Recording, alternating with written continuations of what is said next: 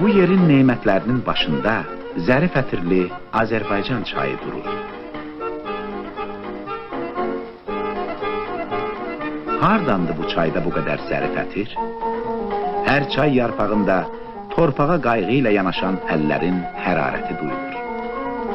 Sovet Azərbaycanı savxozunun plantasiyalarında çalışan bu qızlar təzə tər yarpaqları bircə-bircə seçib yığırlar. Savxoz ötən il dövlətə 665 ton əvəzinə 771 ton yaşıl çay yarpağı təhvil verib.